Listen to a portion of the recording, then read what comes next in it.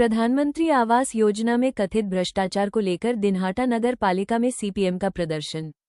आरोप है कि घर दिलाने के नाम पर लाभार्थियों से अतिरिक्त 20 रुपये हजार वसूले गए। पूर्व मंत्री व विधायक उदयन गुहा के खिलाफ करोड़ों रुपये वसूली का आरोप लगाते हुए पैसे लौटाने की मांग की गई।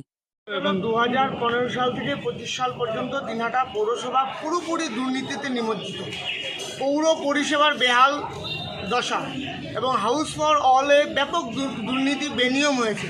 নাগরিকদের কাছ থেকে বলপূর্বক জোরপূর্বক বাধ্যতামূলকভাবে 20,000 টাকা নেওয়া হয়েছিল। 2022 সালে অডিট ডিপার্টমেন্ট তারা জানিয়েছিল টাকা ফেরত দিতে হবে। জনগণ এখন টাকা পায়নি। আজকে জনসাধারণকে নিয়ে আমরা এসেছিলাম, ডেপুটেশন জমা দিয়েছি। প্রত্যেকটা বেনিফিশিয়ারির কাছে আমরা আবেদন জানাচ্ছি আপনাদের মাধ্যমে, আপনারাও 20,000 টাকা রিটার্ন নেওয়ার জন্য অ্যাপ্লিকেশান জমা করুন।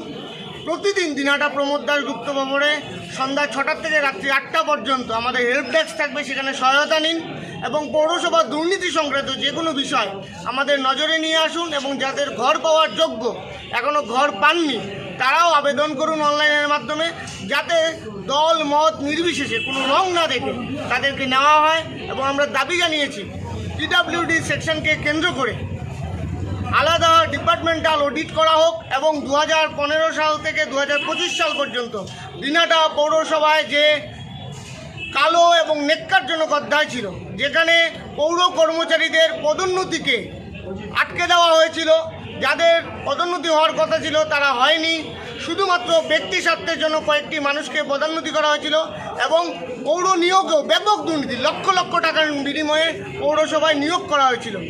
গোটা বিষয়টা তদন্তের আওতায় নিয়ে আসা হোক। আগামী দিনে আমরা এসডিও এবং আইসিকেও জানাবো। গোটা পৌরসভাকে কেন্দ্র করে একটা সিট গঠন করে বিচার বিভাগীয় তদন্তের মুখোমুখি তৎকালীন পৌর বোর্ডকে করতে হবে। পালিয়ে গেলে বাঁচা যাবে না। প্রশাসনের মারফত এনে দিনহাটার মাটিতে এনে বিচারের মুখোমুখি করতে হবে। কি আশ্বাস দিল? তিনি বললেন গোটা বিষয়টা দেখছেন।